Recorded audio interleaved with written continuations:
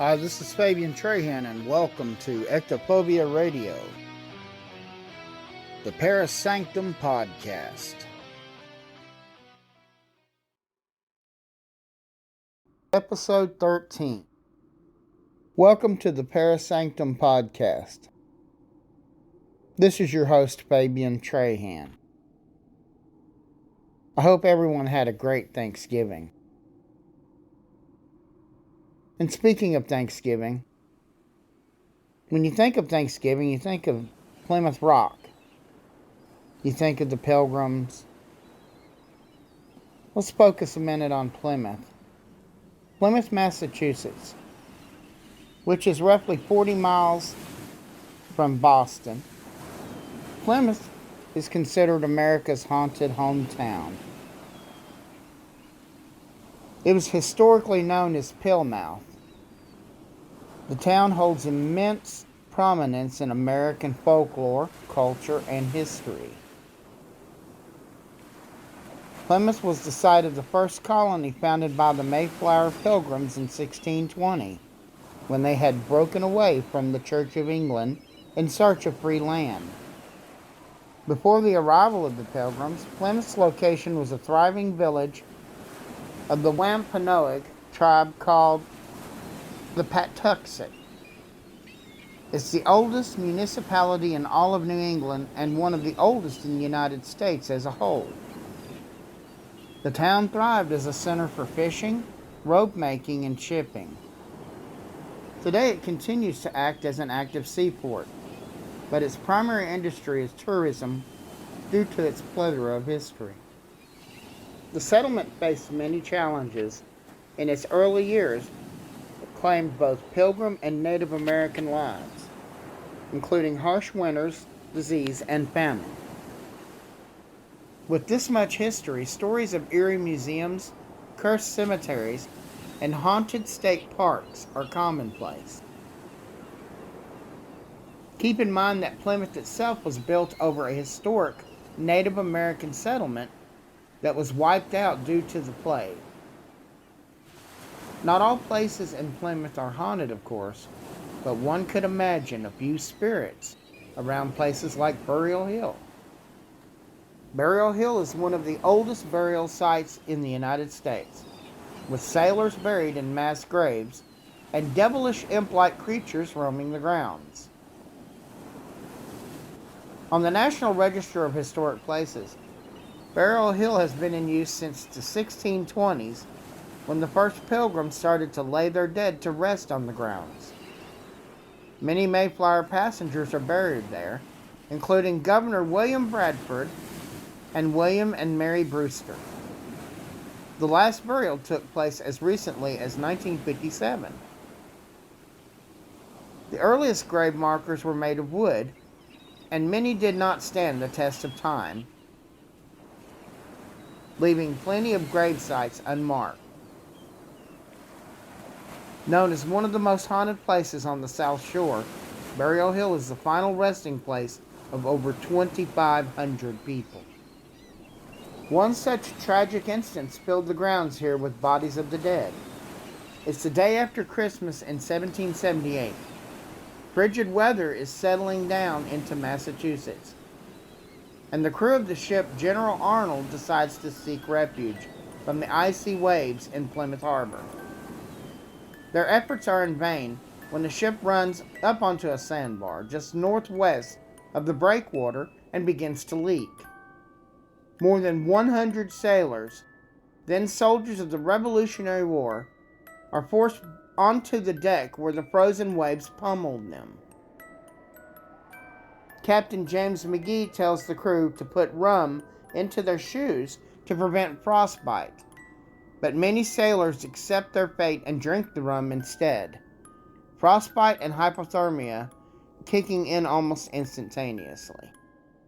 Locals of Plymouth were unable to assist the now freezing crew, as the waters around the boat were turning to solid ice.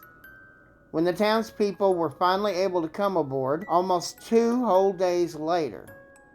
Some were clutching the brigantine ship's ropes, others were embracing each other. Their bodies were brought upon the shore and buried in a 60-foot wide mass grave located right at Burial Hill. Visitors and paranormal investigators describe Burial Hill as heavy and hostile. Reports rush out of the graveyard of full-body apparitions, disappearing silhouettes, and screams from beyond. One woman told of a white silhouette lunging at her face and screaming for her to go away. Another visitor reported seeing a giant figure in deerskin clothing walking up the hill, ignoring the visitor's calls. Eventually, the figure acknowledged him and turned around to face him, only to peer at him with no eyes. There are also stories of a creature who roams the ground of Burial Hill. Many consider it to be a Native American curse, and others aren't so certain. Puckwudgies are original to Wampanoag lore and are small imp-like creatures who have hairy human features and can appear as well as vanish at will. Known for teasing humans, the Puckwudgies have been spotted by visitors out of the corners of their eyes, appearing as a white figure darting past. What do you believe? Perhaps a visit to Burial Hill will answer any questions you've concocted. Another haunted location is the Mayflower Society House. The great-grandson of one of Plymouth's original pilgrims, Edward Wilson, built the home in 1754.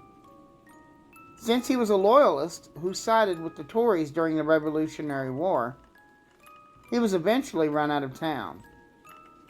The story tells that he fled to Canada and soon left his spirit behind to haunt the home he loved so much. Now open to the public as a museum, the home echoes sounds of the past when visitors report hearing a large organ playing in the library. The Trask House. Once operating as a historical museum filled to the brim with exquisite Victorian furnishings, the Trask House has been called the beating heart of Plymouth by locals. Now maintained by the current generation of Trasks, the house remains very paranormally active. Visitors are frequently startled by disembodied moans and groans, footsteps, and even museum doors slamming shut with such force that the walls shake. Supernatural occurrences are happening here on a daily basis, according to the curator Jan Williams. When asked why Plymouth is such a hotspot for paranormal energies, she said, "People died very young, very suddenly, and a lot of them have unfinished business. They return to their places of comfort, and night after night they are out there." Another historic home in Plymouth, the Spooner House. It was named after the family that occupied it for over 200 years. Built in 1749, the house became a museum when the family's final occupant moved out. Visitors are welcome to tour the home filled with 5 generations of family heirlooms and antique furnishings. The museum is also home to the spirit of a young girl who passed away here from an abscessed tooth back before penicillin was discovered.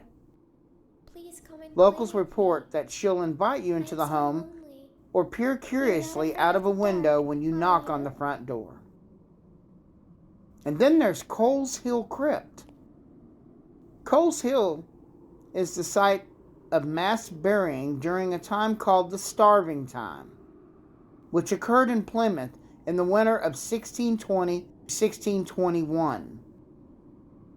One written account describes a storm in 1735 that washed skulls and bones out of the hill and into the harbor, with bones still being discovered up until the 19th century.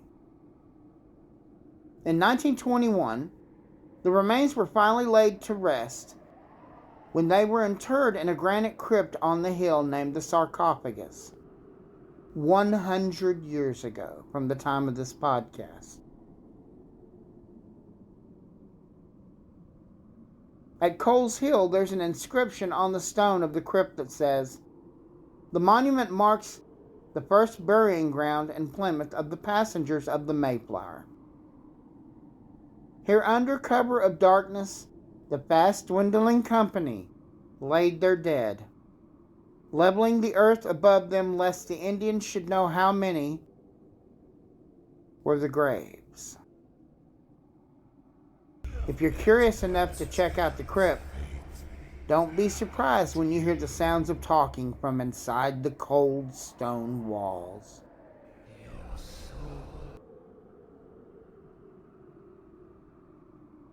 This story is courtesy of the fantastic website bostonghosts.com, which can be reached at www.bostonghosts.com.